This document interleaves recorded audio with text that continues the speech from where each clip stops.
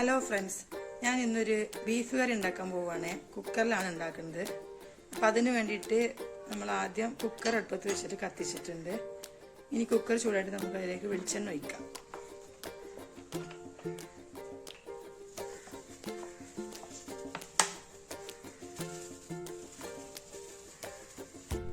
അപ്പോൾ കുക്കറിലെ വെള്ളമൊക്കെ വറ്റി അത് ചൂടായിട്ടുണ്ട്. അപ്പം ഞാൻ വെളിച്ചെണ്ണ ഒഴിക്കുകയാണ്.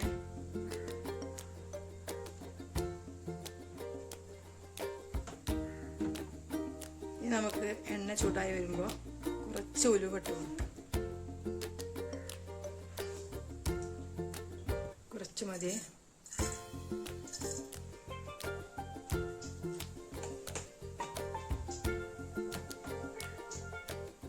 അതാ ഉലുവ ചൂടായിട്ടുണ്ട്. നമുക്കിനി അതിലേക്ക് നമ്മുടെ ഉള്ളി കട്ട് ചെയ്തിട്ട് കൊടുക്കാം. വലിയ ഉള്ളി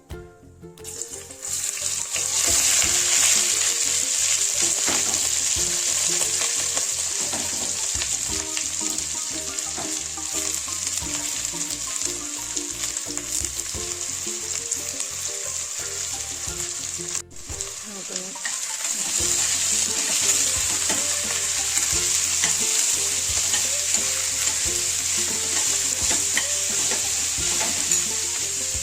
കുറച്ച് ഉപ്പിട്ട് കൊടുക്കാം.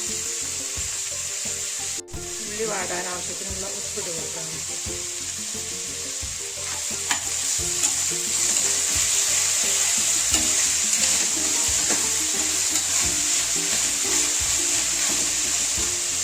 ഇത് വാടട്ടെ. നമുക്കൊന്ന് മൂടി വെച്ച് കൊടുത്ത് അത് അപ്പോൾ നമ്മുടെ ഉള്ളി വാടിയിട്ടുണ്ട്, സവാള വാടിയിട്ടുണ്ട്. നമുക്കിതിലേക്ക് ഇഞ്ചി വെളുത്തുള്ളി പേസ്റ്റ് കൊടുക്കാം. ഇത് ഞാൻ ഫ്രിഡ്ജിൽ വെച്ചിരുന്നതാണ്. ഞാൻ പ്ലാസ്റ്റിക് പാത്രത്തിലാക്കിയിട്ട് അതിട്ട് കൊടുത്തു. എനിക്ക് ശരിക്കും കാണുന്നുണ്ടാവില്ല.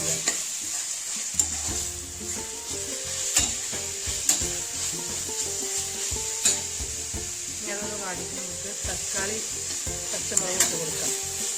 ഞാൻ ബീഫ് കറിയിൽ തക്കാളി ഇടും. ചിലരൊന്നും തക്കാളി ഇടില്ല, പക്ഷെ എനിക്ക് തക്കാളി ഇടും. എന്നാലും എനിക്ക് കറികൾ ഇഷ്ടമില്ല. തക്കാളി ഇല്ലാത്ത കറി എനിക്ക് ഇഷ്ടമില്ല. ഇഞ്ചിൻ്റെയും പച്ചമുളകിൻ്റെയൊക്കെ ഇഞ്ചിൻ്റെയും വെളുത്തുള്ളിൻ്റെയൊക്കെ മണം പോയിട്ടുണ്ട്, പച്ചമണം പോയിട്ടുണ്ടെങ്കിൽ നമുക്ക് തക്കാളി പച്ചമുളക് ഇട്ട് കൊടുക്കാം. ഇതൊന്ന് വാടി വരുമ്പോൾ നമുക്ക് ഇതിലേക്ക് പൊടികൾ ചേർത്ത് കൊടുക്കാം. അപ്പോൾ നമ്മുടെ തക്കാളിയും ഉള്ളിയും ഇഞ്ചി വെളുത്തുള്ളി എല്ലാതും സെറ്റായിട്ടുണ്ട്. ഇനി നമുക്കിതിലേക്ക് പൊടികൾ ചേർത്ത് കൊടുക്കാം. പൊടികൾ ഞാനൊക്കെ ഒരു പാത്രത്തിലിട്ട് വെച്ചതാണ്. ഇട്ട് കൊടുക്കണ്ടേ. ഇത് മല്ലിപ്പൊടി, മുളക് പൊടി, മഞ്ഞൾപ്പൊടി, ഗരം മസാലപ്പൊടി, പെരുംജീരകപ്പൊടി, കുരുമുളക് പൊടി ഒക്കെ ഉണ്ട് കേട്ടോ. ഇനി ഇതൊന്ന് വഴറ്റിയിട്ട് നമുക്കിതിലേക്ക് ബീഫ് ചേർക്കാം, ഉപ്പ് ഇട്ടിട്ട്. അപ്പോൾ നമ്മുടെ ഇറച്ചിക്കറി ഇവിടെ റെഡിയായി വരുന്നുണ്ട്. ഞാൻ വിസിലൊക്കെ പോക്കിയിട്ട് ഞാനത് തുറന്നപ്പോൾ കുറച്ച് വെള്ളം കൂടുതലുണ്ട് തോന്നി. അപ്പോൾ ഞാനൊന്ന് വറ്റിക്കുകയാണിത്. അപ്പോൾ ഇനി ഇത്ര മതി. ഇനി ഓഫാക്കാൻ പോവുകയാണേ. ഇപ്പോൾ നല്ല ബീഫ് കറി ആയിട്ടുണ്ട്. ഞാൻ നോക്കിയപ്പോൾ ഉപ്പും എരിയും ഒക്കെ പാകമാണ്. നല്ല സൂപ്പറായിട്ടുണ്ട്. നിങ്ങൾ ഇതുപോലെ ഒന്ന് ഉണ്ടാക്കി നോക്കണം കേട്ടോ. പിന്നെ എല്ലാവരും എൻ്റെ ഈ ചാനൽ ഇഷ്ടപ്പെടുകയാണെങ്കിൽ എന്നെ ഒന്ന് സബ്സ്ക്രൈബ് ചെയ്യണം കേട്ടോ. എന്നെ സബ്സ്ക്രൈബ് ചെയ്താലാണ് എനിക്ക് ഇനിയും വീഡിയോസ് ഇടാനൊക്കെ തോന്നുള്ളൂ.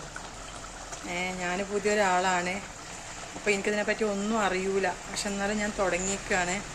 ഞങ്ങൾ എല്ലാവരും സപ്പോർട്ട് ചെയ്യണേ. സപ്പോർട്ട് ചെയ്തില്ലെങ്കിൽ എനിക്ക് ടെൻഷനായിട്ട് പിന്നെ നമുക്ക് തോന്നൂലല്ലോ. സപ്പോർട്ട് ചെയ്യുകയാണെങ്കിൽ നമുക്ക് ഇൻട്രസ്റ്റ് വരുമല്ലോ. പ്ലീസ് ഞാൻ സപ്പോർട്ട് ചെയ്യണം കേട്ടോ. സബ്സ്ക്രൈബ് ചെയ്യണേ, ലൈക്ക് ചെയ്യണേ. എന്നാൽ ഓക്കെ, ബായ്. ഇനി പിന്നെ കാണാം കേട്ടോ.